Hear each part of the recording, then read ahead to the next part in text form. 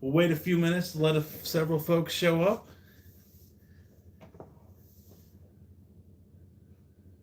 Today we're just going to be messing around.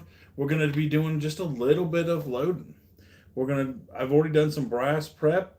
We've done some tumbling. If you kind of watched me on Facebook, you kind of know. I've been tumbling now for say a week, and I kind of got a bunch of different calibers. I should say a bunch of different brass ready to be worked on a little bit further, and that's kind of what I'm going to be doing today. Just tinkering, talking to you guys if you guys stop on in. So let's do it.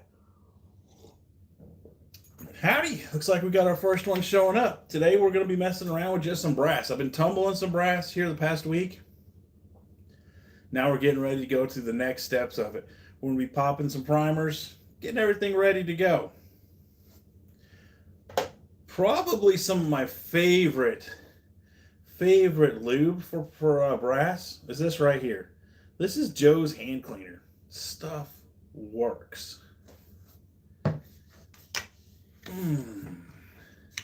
Of course, everybody does loading just a little bit different, but this stuff doesn't. You don't generally have problems with stuck cases or anything like that when you're using the Joe's hand cleaner. But we'll be taking out some primers, getting our brass ready to go. Coming up, I got several different projectiles that I want to be working with.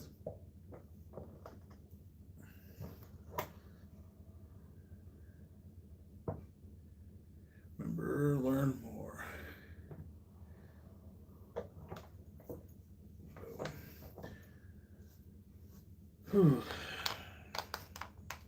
Stay. Now, it's kind of important whenever you're loading, man. I like to just push down and hold a little bit of pressure, and that kind of helps size your brass just perfectly. Boom. Knocks out the primer every time. It's good to go.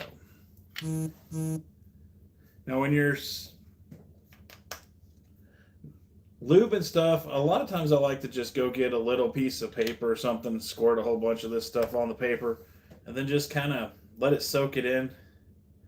But when I'm just kind of talking with you guys, going real slow, I like to just kind of make it nice and even coat. And really what you're wanting to lube is just kind of this portion here, kind of the head and neck, maybe down to here.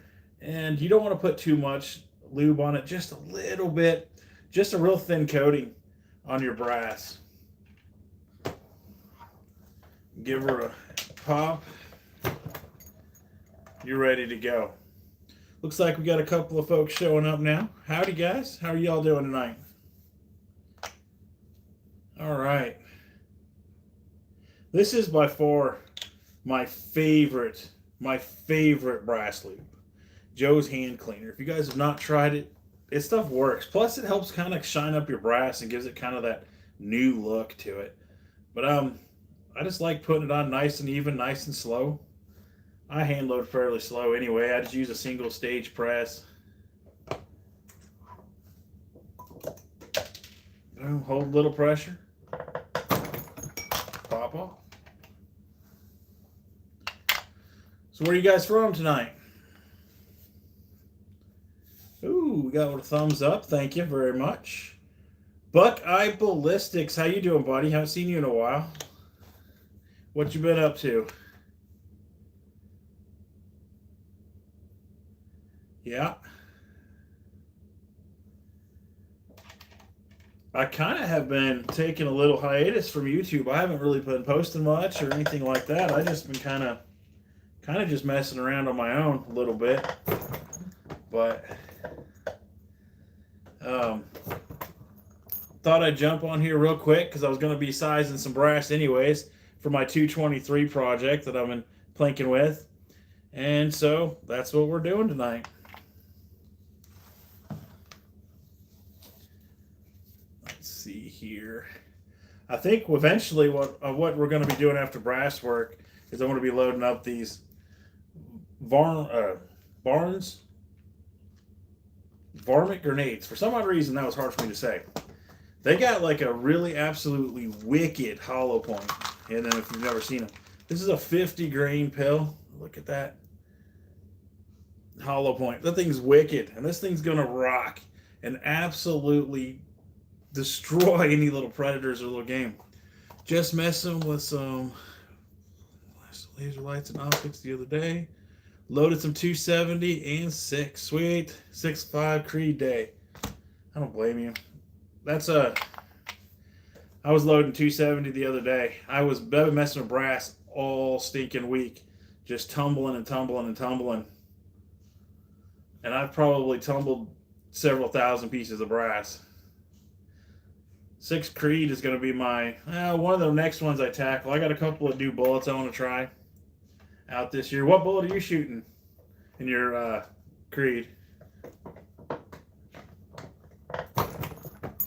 Now it's when I hand load, I generally do it kind of slow. I push and I hold quite a bit of pressure.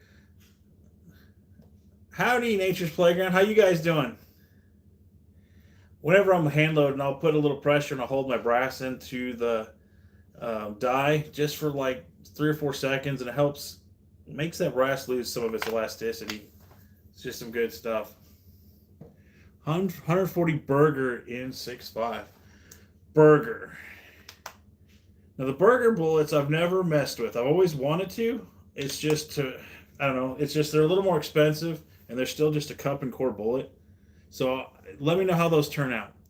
The Spear 52 grain HP bullet is the largest hollow point by far. Sweet. I do have some of that for my 6mm stuff.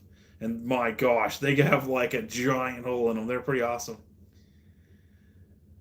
Good, you. Man, I'm doing good. I've been kind of slacking off YouTube for a little bit. See, I usually make 4 or 5 videos and have them in my queue ready to be released, and then I kind of take little breaks, but I just haven't had time. I've been sick, so I've been just not really messing with YouTube too much.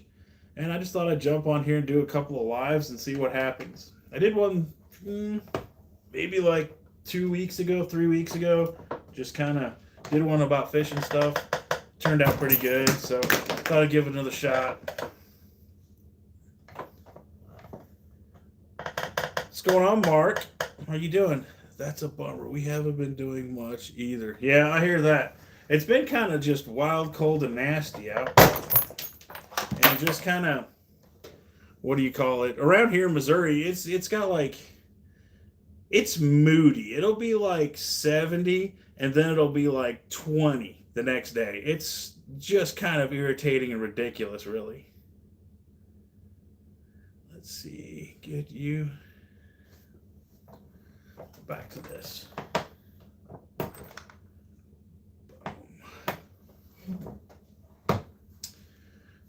We got about 7 folks in here. Howdy, everybody. We're just hitting the old loading bench. Gonna be messing up. Now, if you guys do any hand loading, what is your favorite primers? Because I am addicted, and I mean absolutely addicted to just like CCI primers. I don't know, something about that silver bang button that I absolutely like. And this is the BR4s. And I really don't care. BR4 or just the regular ones. I haven't really seen much difference as far as like how they print on the paper or even just reliability. How about you? We had a heat wave today. That's good. I love heat waves. I haven't been doing much YouTube either. I had my last video deleted. You had your last video deleted? Oh my goodness, what did you do? Whatever's on sale. I like that. I like that. I haven't found many CCIs just around my local area. They've all gone extinct or something, but I found some Remingtons over at Walmart just a little while ago, so I picked up 1,000 of them. Yeah. That's crazy. You had a video. I've never had a video deleted by YouTube. I've had them demonetize them and stuff like that. Never even got a strike from them yet. But I try really hard to follow all the rules. Try conventions. Yeah, I've went to a few shows and I've seen them, but they're out there. But I just have a hard time paying some of the money that some of the like those vendors like that at some of the shows and stuff like that. want for them. That's ridiculous. But I also started hand loading like 20 years ago, so this stuff used to be super cheap, and now it's like gold almost. Yeah. Yeah, it's apple juice, guys. Don't get too excited.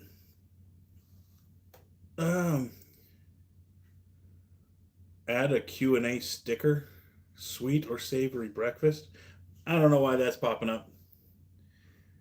Um, good. I'm glad you guys got fair prices down up there, and you guys are way up in the east the East Coast over there, like PA, I think, aren't you guys?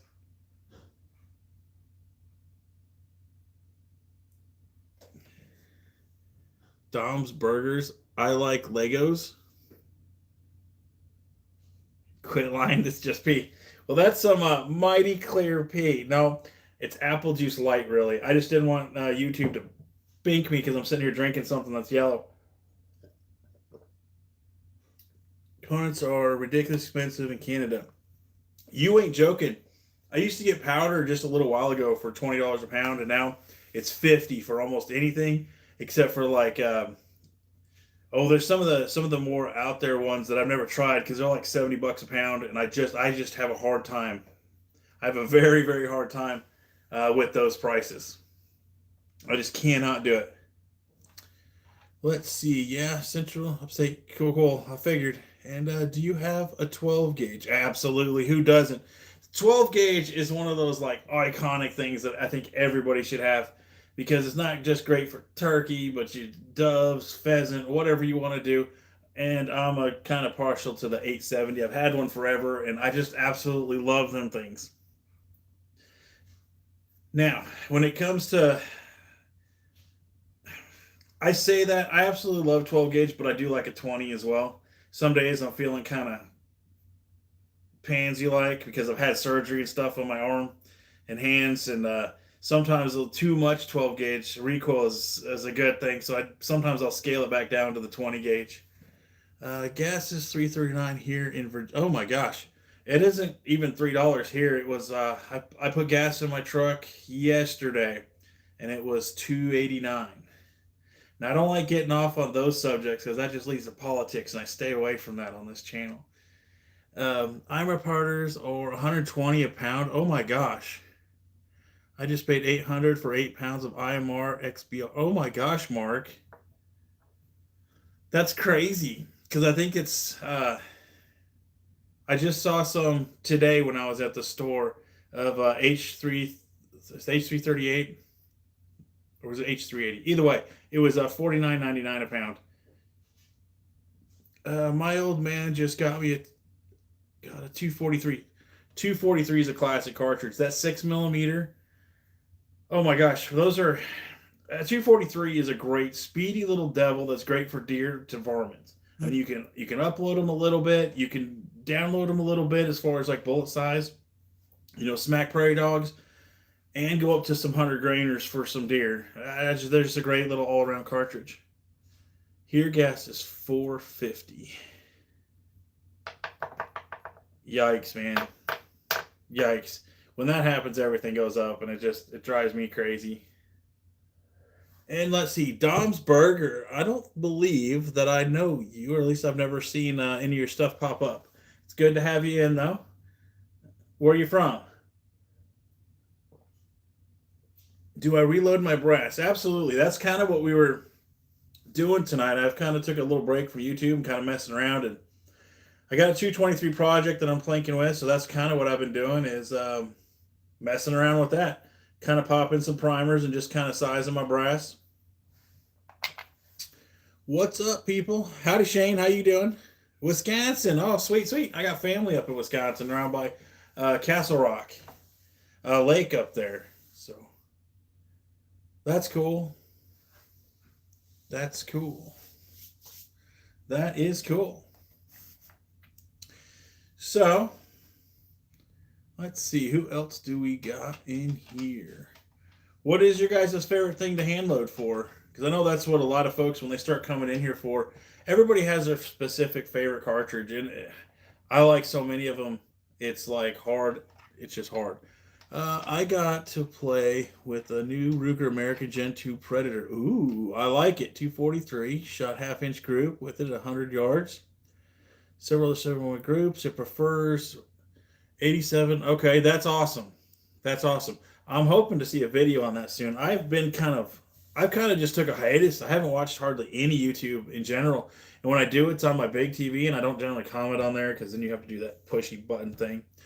But I'm gonna have to check that out, Buckeye. That's gonna be awesome.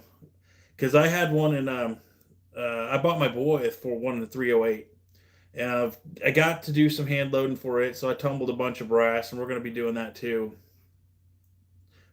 Buckeye, do you got any?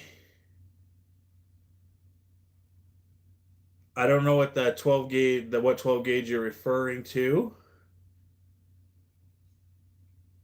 Let's see. I just went to my uncle's house and he showed me how to reload some brass and all the different. Oh, sweet! I tell you what, man.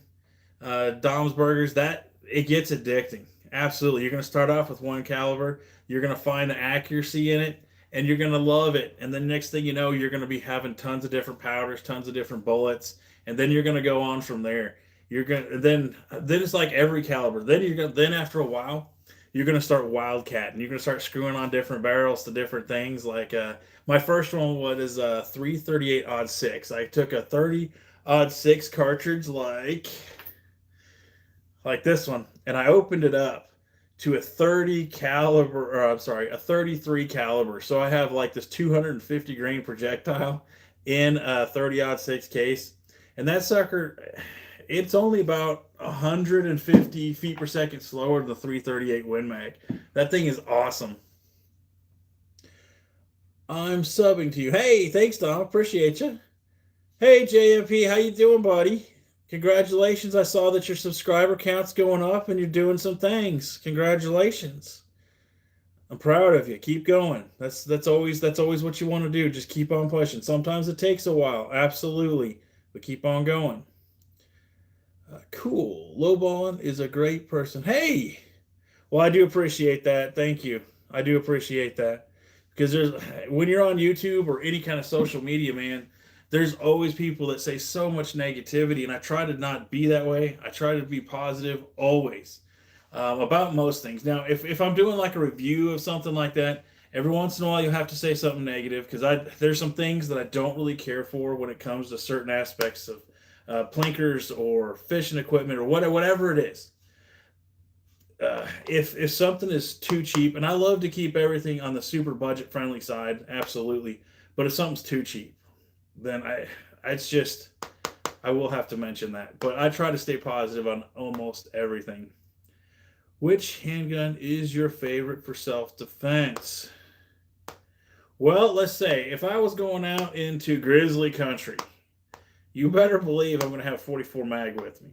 But if it's just going out for predator control or whatever, man, 9mm is fine. I prefer, and I'm gonna.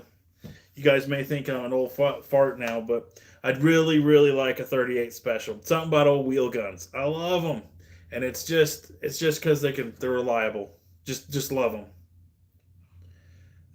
Positive vibes. I try to be. You are the GOAT. Hey, well, thank you.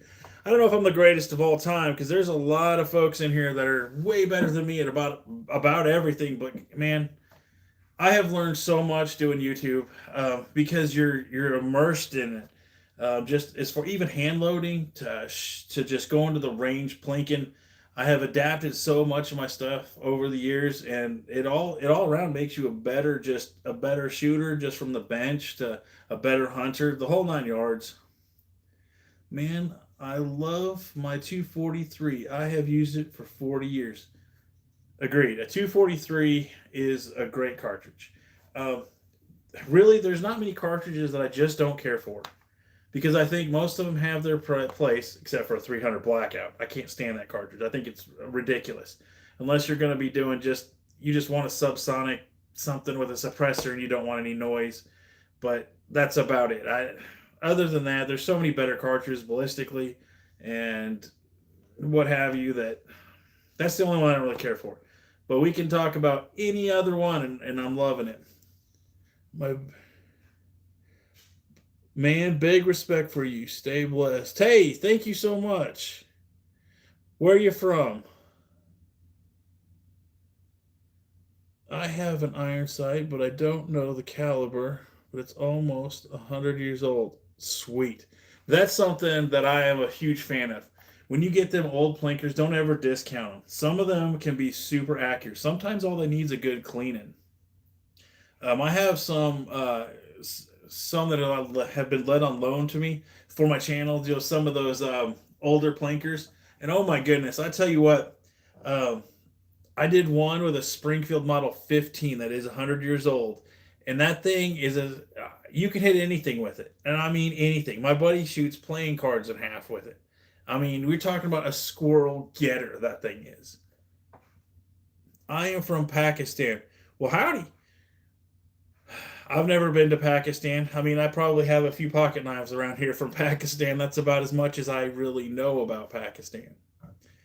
Um, thanks. It's been a grind. All my fishing holes have dried up. We're in 6 year drought here in southern Texas. Yeah, I knew you were from Texas, and I knew you have like a now JMP Outdoors. He has some super cool. I don't know. I think they're like pet deer or something because he's always out there feeding them, and they come right up to him. It's pretty neat. He gets right up close and personal with them. Um, but yeah, iron sights. And I just enjoy talking to everybody whenever I'm doing this stuff anyway, and it's just kind of fun, really. Yep. And as far as and you know, it's when you're sitting here plinking with stuff every day, you tend to sort of adapt your presentations and how you start to hand load. I used to be real set in my ways, which if you're starting out, find somebody to mentor you. Reading stuff out of a book is great. I mean, learning some of that stuff, but find somebody that's done it for a while and kind of just take what they have to say and get a set pattern done. But don't just stop there. Start learning. Learn different stuff. Keep bringing in uh, just different ways of doing stuff because that will make you a better hand loader. It's going to make you find different ways to do things better because you don't want to be stuck in just the same routine. Other folks can bring in a wealth of knowledge that you just won't get unless you just learn. What's your thoughts on the Vista 30 cal 10 shots hand made later in Russia? I would love to tell you my thoughts on that, but I would have to look up what that is because I've not had experience with every single thing out there. And I don't like to give people bad information. I like to just tell people the honest truth that I don't know. I would love to get my hands on one and give it a try though. That'd be fun. DJ would talk to you all day. DJ would talk to you all day long about this product, about this topic. Yeah. Um, Generally hand loaders do, but there's generally a couple of different types of hand loaders. Okay, you're gonna find out there is the safety freak. People would get super mad at me. You're not wearing safety glasses and gloves. Okay, then you're gonna have ones that are a complete book nerd that is going to follow the book completely, and it's going to be this is the only thing we can do. Hey Rick, how you doing? Yeah, that's why you don't see my press, and all you see me every once in a while is pick up a piece of brass and move it over here and mess around with it. I understand that 100%. Um, Thoughts on 30 Super Carry? Great, great. Let's see. Thoughts on the 30 Super Carry? Ooh, I love mine. I've never messed with one of those either. I don't generally dip too much into the pistol side of stuff. I do like them. I don't know. I'm more into the hunting rifles and things like that. Just something about it. I like. It's the bad. Dang. Doing great, brother. Hope you're doing good too. Absolutely. Now, Rick is going to have something on his channel. I hope I don't give this away too early, Rick. But my gosh, he bought a sweet little planker I saw over on Facebook. And I'm hoping he's doing a full length video of this 4570 because it is gorgeous. You have my stamp of approval on that guy. I hope she shoots really, really well, buddy.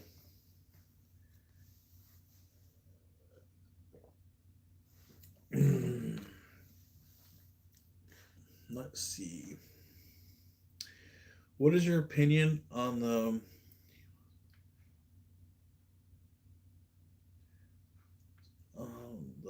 Hugo Boss collection from the 40s? It's really cool. Check it out. Thanks, brother. Video is up and a short. Good. Rick, I'm going to check that out. And then Snowball 67. There's a lot of stuff that I need to look at and check out. And I wish I knew every single thing about every single thing, but I don't. And I would just, I get in this rabbit hole sometimes on my big TV. I'll go out there and I'll start watching different folks. And some of it is really boring. As far as like, there's not much action. Like me, I'm super animated when you watch me. That's just me. That's just my personality. I move around a bunch. I'm like a tame raccoon. You just gotta be doing something at all times. But I'll watch people like the Real Gunsmith. He's an older gentleman. I think he's from Wyoming, but he talks like everybody's grandpa sitting on a fireplace in an old rocking chair. I love it. I love it. I can listen to him forever talk about stuff, and he's been doing it a lot longer than me. And I always try to pull something away from something like that. I know 2 fellow shooters. Okay, cool. Mark's got a good channel too. I tell you what, Mark Creed, he's one of those guys that knows a lot of stuff that I'm lacking in. He knows a lot of older rifles. He knows a lot of, he has some really cool collection. So if you get a chance, check out his channel too, because he has a very awesome collection. He goes through each rifle extremely thoroughly. Love it.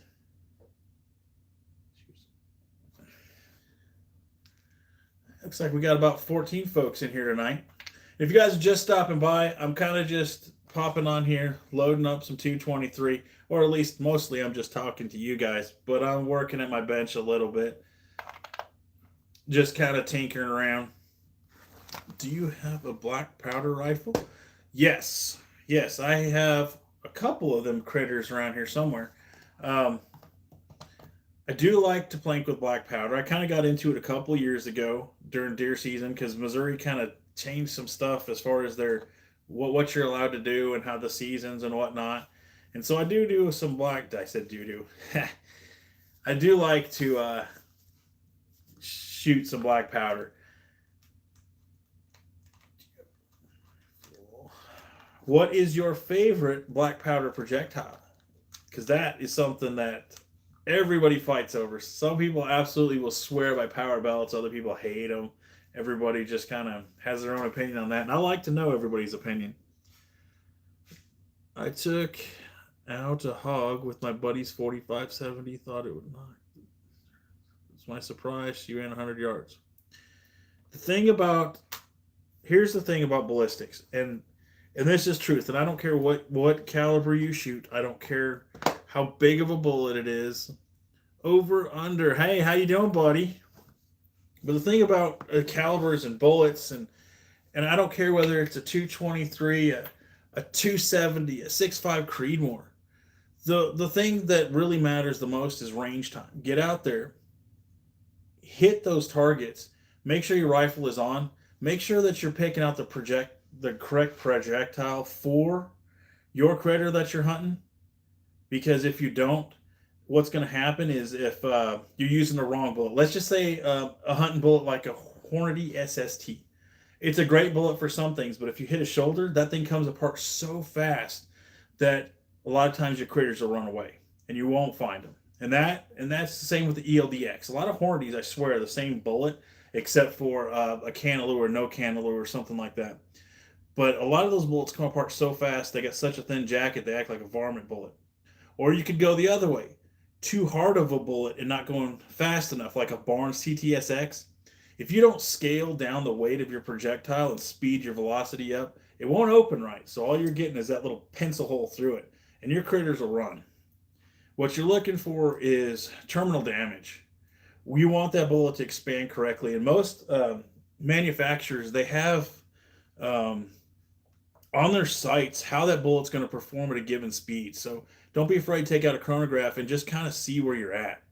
Um, and that's going to give you the best, the best that you can come up with, because you're knowing your speed, and especially if you can get it down there at the 100 yards or however far that you're shooting. If you know what that is, you know what your bullet's going to do, and it'll help you select your proper bullet. Now, if you're going for something like antelope that you're never really sure about how far out they're going to be, they could be anywhere from 80 yards to 400 yards. Pick you out a quality bullet. Pick you out something that's going to move it too. So if you're going to do TTSX, to me that's a bit overkill for an antelope because they're kind of thin-skinned anyways. You're going to have to do something fast. So my money would be on a 257 Weatherby, something quick like that, 25-06, something that's going to push that bullet really fast and expand that bullet.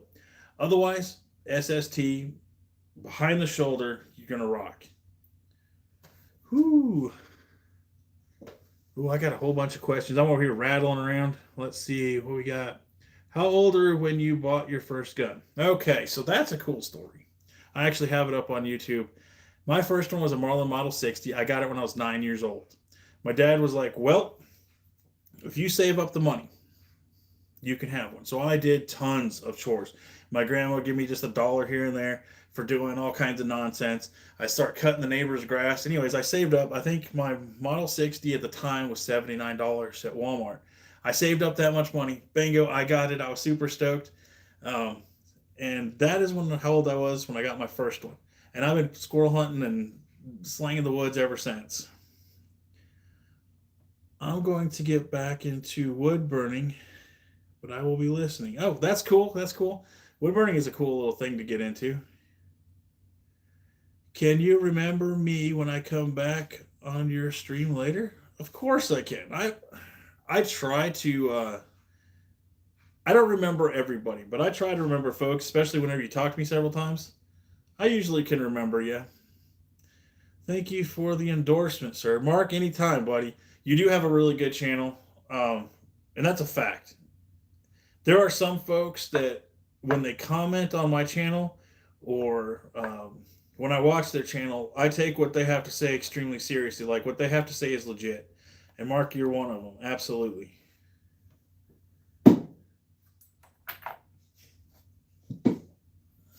Let's see here. Now, what is your guys' thoughts on this little cartridge? This is for the 6.5 Creedmoor. I gotta know. I have people that love it. I have people that hate it. Do you think it's a viable cartridge for deer, I should say? 6.5 Creedmoor. And if you tell me that it's not, I want to know why. And if you and give me a real reason, not just, well, somebody lost a deer. Well, you can lose a deer with a 300 Win Mag too, and it's that to me doesn't mean anything. I also been playing around with some of these. This is a 35 Remington. This is kind of an older cartridge. You know, John Browning kind of came up with this thing, and I don't know. 35 is just a great little. It has a heavy hitter. I mean, it takes a big giant projectile, small case. It's not too bad as far as recoil, but she's a good little brush gun. They're not super. They're not made for super long range or anything like that, but they're just fun to play with.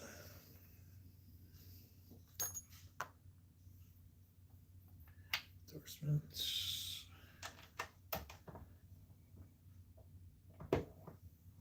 All right. Now,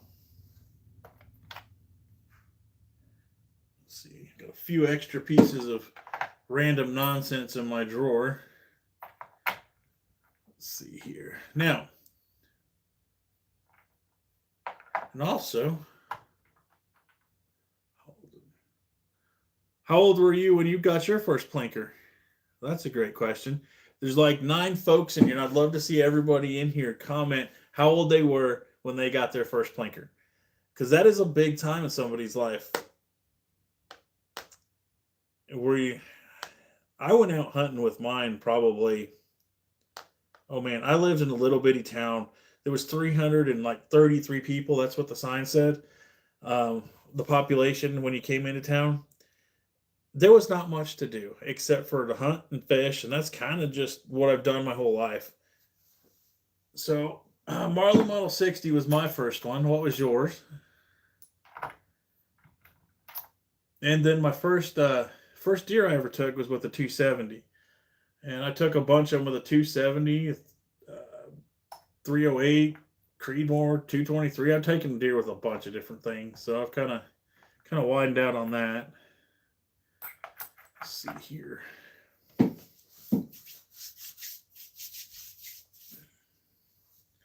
But all right, let's see here. I'm thinking what we need to do is we need to start priming a few of these ones that we got ready to go. I've done a lot of trimming and stuff like this, and I've used a lot of case gauges, things like that on this brass, and then most of it doesn't need to be trimmed. It's all within the specs, and they all chamber fine. So, primer time. CCI 400 primers.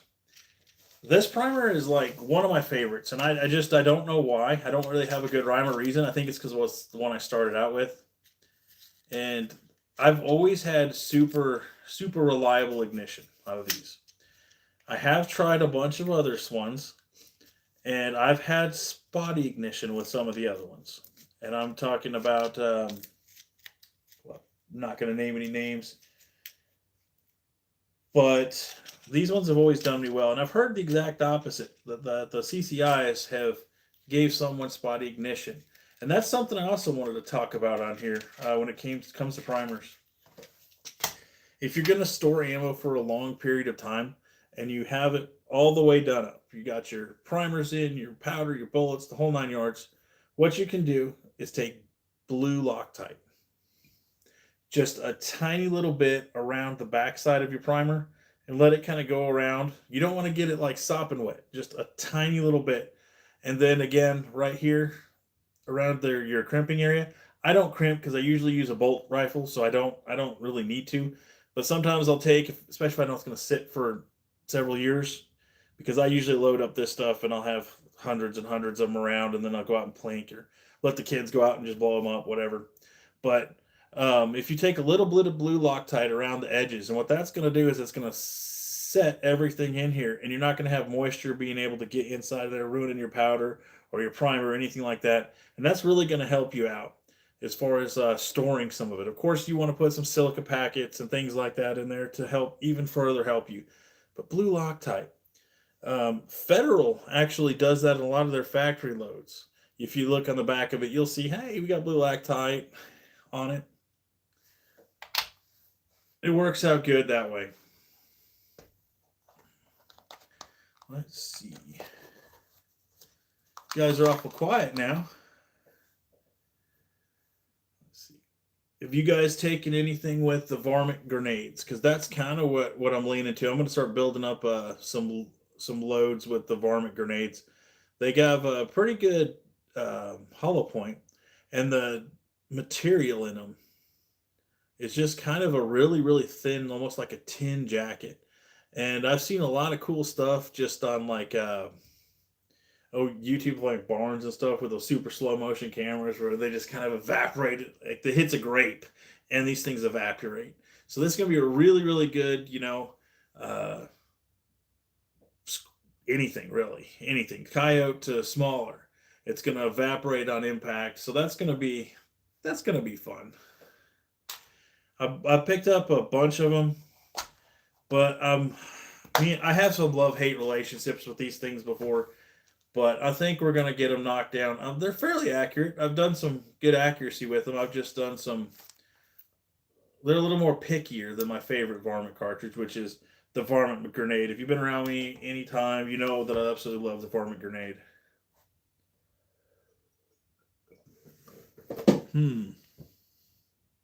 Yo, brother, the turkey's opinion. How you doing, man? Love the Model 60. Any true jam Marlin? Absolutely. I have a 35 Remington. The 35 Remington is a great little brush gun. Love it. 6.5 Creed for deer. Absolutely. As always, it's about shot placement and bullet type performance. You got it. Absolutely. 100%. I approve that message. My favorite Marlin rifle. Oh, 57. I was 12. Marlin. Oh, yeah. Marlin is one of my favorite. I kind of halfway collect them. If I see a decent price on an old Marlin, I don't care what it is. I usually pick it up because I just love them. 1022 for over underrated. 12 or 13. Now, that is the Model 60's arch rival is a 1022. And right now, I'm going to go out on a limb and say that's probably one of the best squirrel guns you can buy is a 1022. Those things, you start off with a stock one like what's back here on my wall. And then next thing you know, you got a barrel and a new trigger. And then you got this $1,000 1022. But they're so much fun. I took my first deer with a 243 at 7 years old. Congratulations. That's pretty young. My grandfather won it at a poker game. That's even a great story. I've got an old 30-30 that is my favorite, but you can do tons with a 22. That's right. How is your... Ooh, my H. Okay, that the Hick 50 reel, yeah, it's legit. I've now had it for several years, and I have tortured the snot out of it because I wade fish a lot, and I'm not real easy on my reels or anything like that. And it's been in the water a lot, and I've never took it apart, oiled anything, lubed anything, nothing, and that sucker still casts really far. And I mean, it's just almost the perfect reel, really, as far as I'm concerned. Thanks for the support. I'm to cook dinner. Take care. Hey, JMP, y'all take care. But yeah, that reel it's good for sure. That one and my what is that silly thing? My Cast King Zephyr. I do like it. I like the way the Zephyr feels better, but it doesn't cast as far as the Hick 50 does. And that is where, and that's where it's at. The Hick 50, when you reel it, it's not as, I mean, it's smooth, but it doesn't have a feeling that I like. Whereas the Cast King, it has that feeling. There's something about it. I'm not quite sure how to explain it. I use the Barnes 30 grain 224 Remington Magnum. Oh, that's a zippy little critter at almost 4,000 feet per second. 30 grains, huh? Mark, that 222, what is it? That 222 Magnum that you got, is it a Remington? Okay, well, man, I tell you what, the Hick 50, you're gonna love it. I thoroughly put my stamp on that thing. It's a great reel. You're gonna like it. Get out there and do some BFS fishing. What kind of rod are you pairing it with?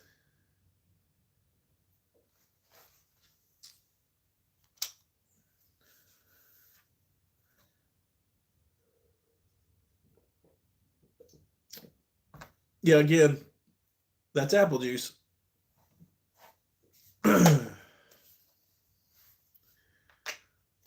Mm-hmm.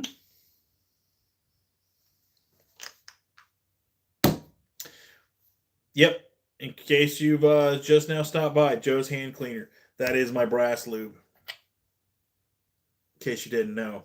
Love that stuff. Try it. Oh, goodness. Sports.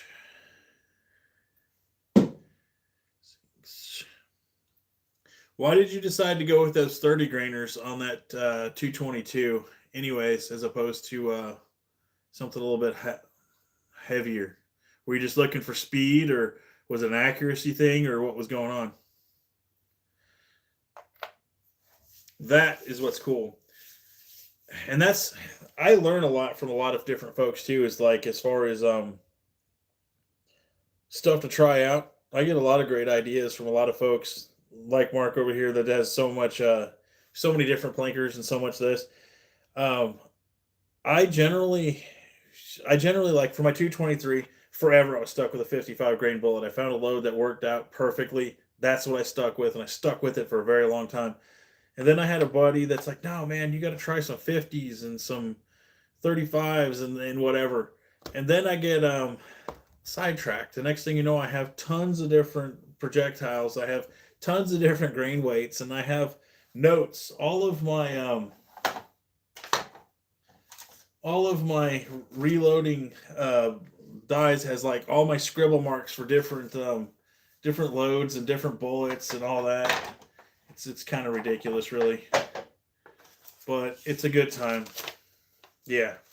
And then sometimes I nerd out and put even like seating depths and everything else like that. I can't help it. It's just fun.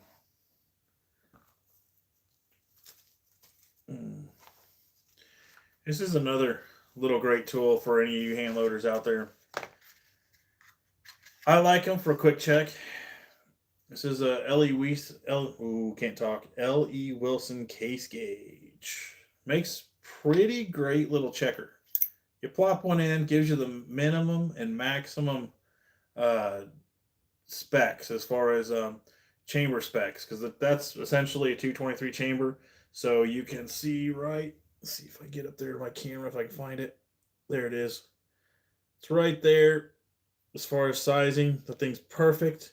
And it looks like this one does need to be trimmed a little bit, if you can see in there. But yeah, it's great for just a quick spot check every once in a while. Make sure that you're getting them sized up perfectly. Can't live without the L.E. Wilson case gauge. Now, I tell you what, I was like that for a long time, especially when I first started hand loading. And then I got to where I was just checking them with the chamber of the rifle. But it's super nice to have them. I mean, if you got one or you see one at a pawn shop that doesn't look like it's been dropped, I'll pick one up, even if I don't have that caliber, because someday I may. The Turkey's Opinion. And if you guys haven't checked out the Turkey's Opinion, go look at his channel too, guys, for sure. He has a lot of good stuff. He doesn't give you a bunch of crap. He doesn't take endorsements, that kind of thing. What he says is it's legit. At least it's his opinion on it. It's a good channel for sure. Check it out.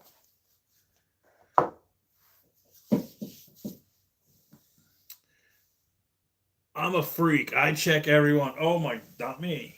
Okay, like I said, there's a couple of different styles of hand loaders out there, man. There's some that are like, I got to do it by the book, and then I've done it for coming in on 20 years now, and I've done so much wildcat stuff now that it's just like, oh, I'll look at a burn chart and be like, well, this should fall somewhere in here, so I'm going to pick here, this powder, and give it a whirl, because some of the stuff I do doesn't have any data on it. Just kind of, I'll make up my own. What about you? I have several buddies that are hand loaders too, and they get a little nervous when they get around me, like, what are you doing now? That isn't in a book. And if you notice, and like, if you watch any of my videos that I'm doing some sort of like hand loads, I don't exactly tell you what is in them. I don't like showing my data as far as any of it, really. You'll see maybe a powder charge or something written on a target, but that's about it. I don't like to tell everybody exactly my formula, because I need somebody to kind of work up their own load. That's funny.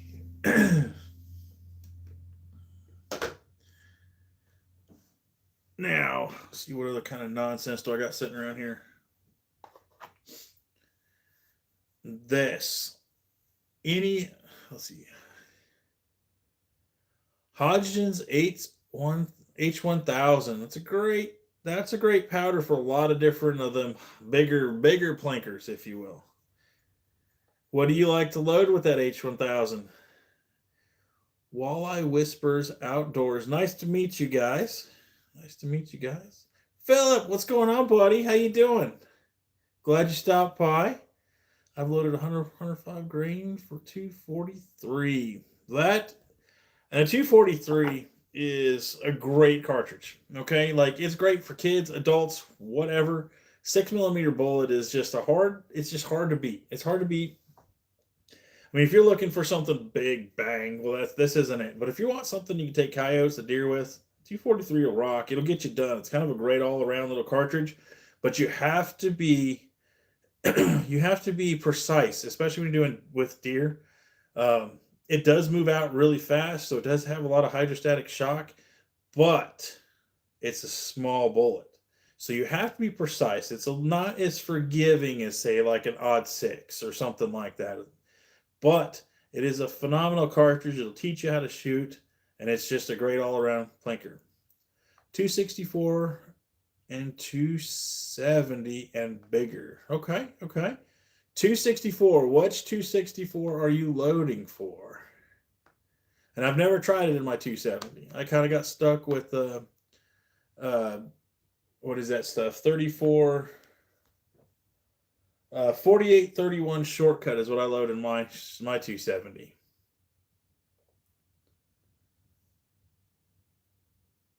Okay, win-win.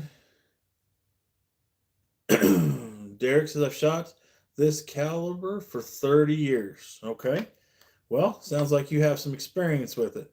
And that's a lot of the things.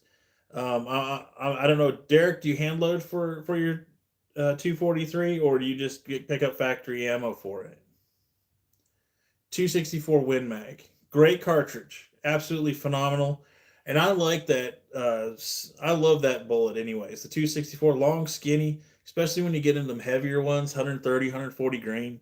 There's something about them, the way they act whenever they're in flight. And I mean, we could talk about everybody's favorite, the Creedmoor, but there's so many great ones. The 260, the 264 Win Mag, the Swede, all of them are just great. And there's so much hate that goes on with that 264 bullet. Sometimes I don't even like to tell people. Yeah, it's a Creedmoor. I'll usually just say it's one of my 264s. Hand loads only. Okay, perfect. What is your favorite projectile for the 6 millimeter critter that you got going on? Mine's the Sierra Game Changer. Love it. Shooter Thompson Center Venture. Okay, the Thompson Center was a great one, so you probably bought that. No, shoot. The Venture. I wanted to buy one of those like in 2006 or seven. I never got around to it. Now they're all gone. You can't even get them anymore. But yeah, my favorite projectile for the 243 and the 264 is a Sierra Game Changer. That green tip on them, it's a tipped Game King, is what it is. But they fly really well and they act really, really good on deer. When it hits them, it just flattens them. Love it. And I can't talk bad about it. Let's see here. Crystal says, I think I wanted to get the 30 TC in the Ventures when those came out, and that's the Creedmoor's parent case is the 30 TC. But I wanted one of those super bad when they came out. Just too bad they kind of flatlined, didn't do anything. 130 grain Nosler AccuBond. I'll never talk bad about an AccuBond either. Pushed to 65 grains, reloaded 25. Yeah, I'll never talk bad about AccuBond. That's a great bullet. Like, that's one of the top tier bullets that are just a phenomenal thing if you can push them fast enough, because they are kind of harder. And if you don't get them fast, which your 264 Win Mag is doing just fine as far as that goes. Um, but yeah, it's I like that white tip. There's something about it that's just it works good. They will be making them again. I have a box of 105 Green Sierra. 3,400 at the month. Yeah, that's cooking, and so you won't have any problems with that bullet. That's good. I like it. Kill the deer at 660 yards with hand loads. That's further than I ever have. I think my furthest one. Of course, I live in southern Missouri, and we got hills. It's kind of the Ozarks, so everything's up and down and hills and everywhere else.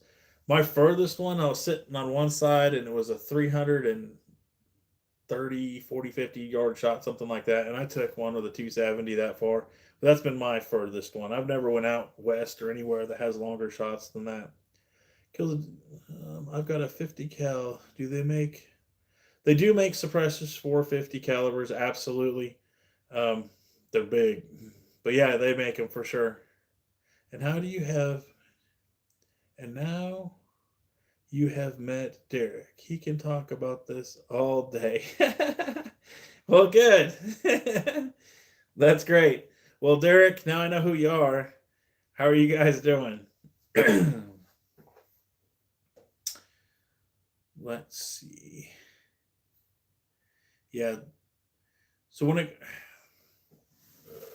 everybody has their favorite cartridge, and none of them is wrong. I don't care what it is. I mean, especially when it comes to like deer cartridges, everybody's so divided in it that it's ridiculous to me.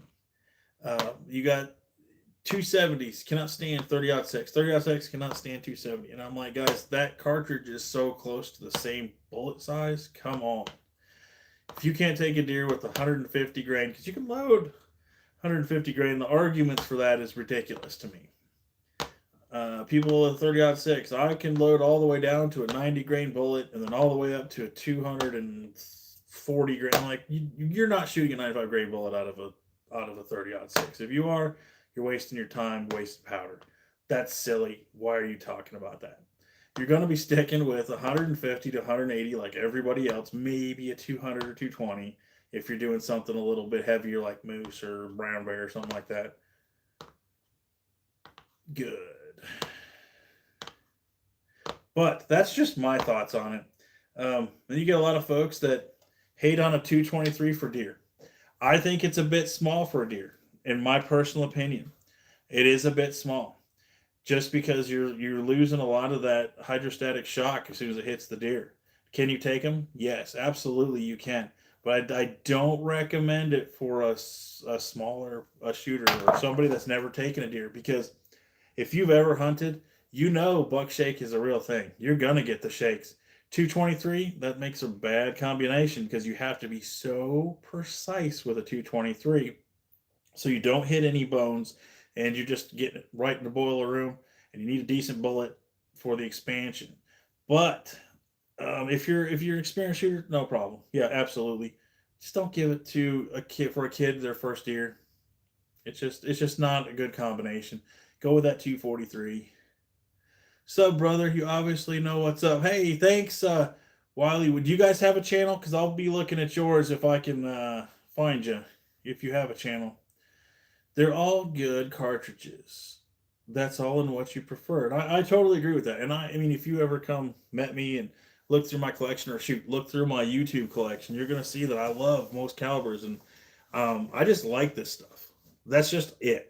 I like hunting. I like fishing. I love going to the range. I love experimenting with different loads, different calibers, and just trying stuff. You only get one time going around, so you might as well enjoy. If you enjoy something, do it. They're all good cartridges. My elk with a 264. Yes, speed. Speed does definitely rock your world, and guys, the 264 cartridge will definitely take an elk. It'll take a deer. It'll take a moose. It can take whatever. It just depends on how fast you push the bullet and picking out the correct bullet. If you can do those two things, it's a winner. You can compare a 308, a 7mm odd 8, and matter of fact, let's see if I got those sitting around. Oh, of course, now I'm not gonna be able to find one. I had a bunch of this brass sitting everywhere. I probably put it up. But I mean, a 7mm odd 8, 308, and 6.5 Creedmoor, if you were to put them on end and look, there's not much difference. You start looking at speed, marginally the difference between all of them. If you can take a deer with one, you can take a deer with all of them. It's all in what you prefer. Yes, sir. I used to have a 22 to. I used the 22 to 50 on deer. It works. Oh man, 22 250. Now that is a speed demon. I love a 250. They get out there and they haul. And yes, they do work phenomenally on deer, providing you make a good shot. That's just what it is. My neighbor I load specifically for his 22 250, and he flattens deer every single year with them. But he's also an experienced deer hunter too, like I'm sure that you guys are, because I see that you guys are constantly doing outdoor stuff and all that. So I know that you know exactly what you're doing. But again, it's a small bullet. I wouldn't send a 55 grainer with a 12-year-old boy that's going to be his first year. I just wouldn't do it. I want to make sure that he has the best chance possible. But that's just me personally. Absolutely 100%. Yep. And I don't know. I try to shoot straight as far as all that stuff. I don't get too carried away in the caliber wars. It's fun to talk about for sure, but and honestly, it's fun to talk about. But if you get too carried away in it, then it's kind of ridiculous because really, if you have a 25-06 and a 30-06, they're both going to take a deer right now. You may prefer 25-06 because you kind of lean more towards maybe the smaller game like pronghorn or something like that. You may live up in a different area and you might want to take brown bear or black bear or something like that. It's a little thicker. Well, then obviously, you prefer 30-06 because you lean this way. And other people lean a little bit the other way. They live out west and pronghorn territory. So 25-06 is perfect. I say that they got a lot of the 25 Creedmoor now, and they got all these extra 25s, which don't get me wrong are cool. I'm glad that they're doing that stuff to kind of make those bigger, longer bullets, make them speedy. Dad's got a 2250 improved, slays them. That is true. My buddies took a deer at my buddy's dad. He got the one I hand loaded 250 for. He took a deer at 400 yards. I told him I was like 0 to about 300 aim dead on. Anything up, anything more, aim an inch high. Bingo. Drop the deer at 440 yards. Just flatline a deer. They can do it absolutely, but you have to be a shooter. Do you have to put a correct shot on them? Do you have to put a correct shot on them? The fire grenade 40 green. I'm not quite sure what that means. Derek, do you have to put a correct shot on them? The shot the fire grenade 40 green. Not 100% sure what we're talking about there, but I'm going to say you have to put a correct shot on anything.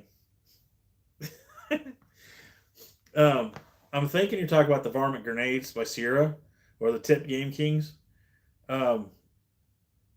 Yes, they are still a cup and core bullet, but they have a little bit heavier of a jacket on them. So they can, I say a little bit heavier than like an SST or a ELD X or M. Either one of those, it's a little bit heavier than that. It's an obsession.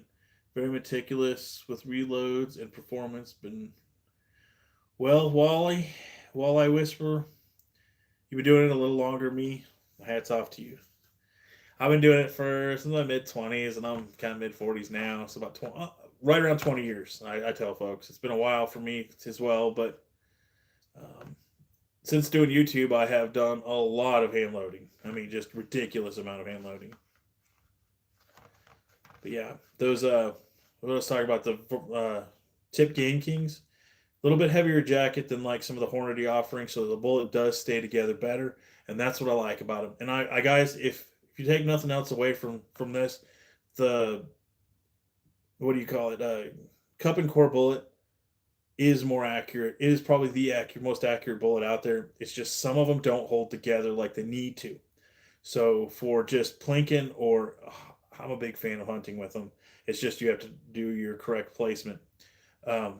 The way they're built, they are just inherently accurate. Because what it is the jacket will peel away, and then sometimes you'll get the jacket and the core separation because the core is just a little hunk of lead. That'll come apart. Now, some of them, some companies will put a thicker jacket or a crimp or something in them. Hornady tries to do their interlock, and that just doesn't work. Okay, if you're shooting any kind of with any speed, anything close to 3,000 RPMs, you're gonna get that jacket separation from that core. What I found with Sierra is not like that. The Sierra Game Kings, those tip Game Kings, they will hold together. I have taken multiple deer with that core and jacket still put together, and that's what I'm after. And you can argue about it doesn't matter if you take the deer and that it comes apart. But you know what? I don't like it. I consider that a bullet failure if they do come apart because they're not supposed to. Um, if they hold together, and even if it stops before exiting the skin, it's held together. The bullet has done its job, and that is the most important thing, in my opinion, is that bullet staying together. Unless I'm after that, unless I'm after the bullet to just completely ignite like a varmint grenade or a nozzler of Armageddon or something like that. If I'm after that, so like on a coyote, and I want that thing just that bullet to come apart, and I want it to save some hide or something like that, then yes, absolutely, that is what I want it to do. Then it's a little bit different scenario on that one. Oh, let's see here. I would agree 100%. It's an obsession. Let's see. Dad has for 35 years. I'm picking up on it, and it's hard to find people that know what they're talking about. We have an old, yes, infield actions with Richards, stock, heart barrels, and such. That is true. A lot of folks, when they start hand loading, they get stuck in their own way, and they never progress at that point. They're like, well, the manual says, and they push their glasses up, and then they put on some gloves to hand load. I mean, safety is always fantastic, but safety is the enemy of progression sometimes. Sometimes, especially when you wildcat and things like that, you have to experiment a little bit. Now, is that advice that I would ever tell you to do? No. But this is what has to happen sometimes. Sometimes there's not any load data, so you're going to have to look at the burn chart. You know that this cartridge is close to 30-06, but not as powerful as this. And sometimes you have to look at your burn chart, the bullet, and all this stuff, and then you got to kind of pick out what powder is going to work well with what you're trying to do and go from there. And that is something that just takes time. There's no way to learn it. It just takes time, and you gotta put in the time on your press, and you gotta put in the time um, on everything. Even just experimenting with different projectiles, because different projectiles will act different in each rifle. From the way that the pressure builds behind them, the sealing of the projectile in the barrel, all that stuff is going to be different with every rifle because of the metallurgy in that bullet. And people can argue about, oh, this bullet is better. Well, maybe depends on the powder. There's a whole bunch of like dependings that has to happen in there. We appreciate you. Good fun, brother. Hey, well, thank you guys. I appreciate that a whole bunch. Absolutely. And did you answer me? Do you guys have a YouTube channel, Walleye Whisperers Outdoors? I'll have to check you guys out for sure. When I get done here, I'll go turn on my big TV and see if I can find y'all. If you do. Let's see. What else we got going on here? This is something I've noticed in some of our um, reloading places and Facebook. I don't often comment on some of the hand loading stuff on Facebook because a lot of times it just ends up into arguments and ridiculousness. But here's something that I saw several posts on now that just people are having a hard time seating their projectiles in brass. This is a great little tool, and there's 100 different kinds of this, but pick this one up as well. This is like $2 or $3. It's a Lee chamfer tool. A lot of folks have been having trouble seating their bullet, and it's kind of crushing their brass. But this is great. I mean, you could just puts a little bit of a chamfer in it and lets the bullet slide in easier. You don't have to go crazy. Minute of angle, and yes, we do. Minute of angle. Is that the name of your channel? Minute of angle? I have customs. You have custom plinkers, or what are we talking about there? But yeah, the chamfer tool. Pick one of these up. If you don't have one, this is a great tool for just having, because a lot of times, guys, after I do a lot of my sizing and things like that, Okay, Whisper. I'll look you guys up for sure after that, after here. But I'll sit on my couch a lot of times and just sit there and play. I'll do the inside and the outside. Usually, when I do it, I start with the outside first, and all that's doing is knocking the burrs off. And I'm knocking the burrs off in here and giving it a slight chamfer. It makes the bullet sliding so much easier. Okay, ZXN says, I'm going fishing tomorrow. I'm going to test out my new bait cast combo. Sweet. What pull did you have with that Hick 50 anyway? So I'm curious about that. Did you get a BFS rod, or what did you do with that? Yeah.